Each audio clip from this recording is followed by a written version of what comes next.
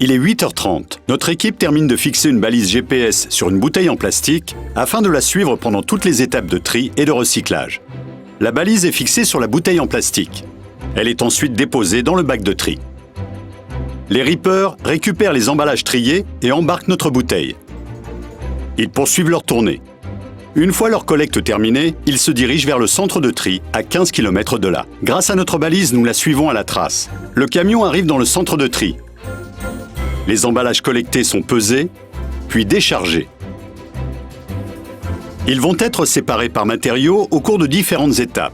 Le tri manuel, mécanique et optique. C'est comme cela que les erreurs de tri sont progressivement éliminées. Les différents emballages recyclables sont ensuite regroupés entre eux. Acheminés et stockés par matériaux dans ces compartiments, les emballages en plastique partent pour être compactés, puis rassemblés en balles.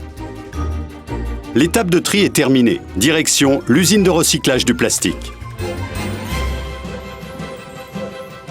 Ici, les bouteilles en plastique vont être transformées en matière première. Les balles sont d'abord déballées.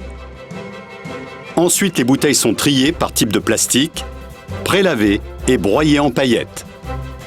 Elles sont lavées, séchées et transformées en granules.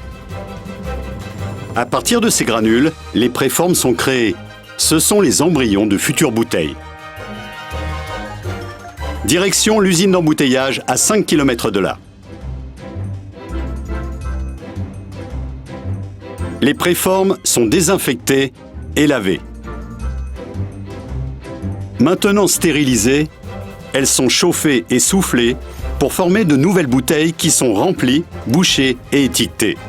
Et prêtes à retourner bientôt dans les rayons.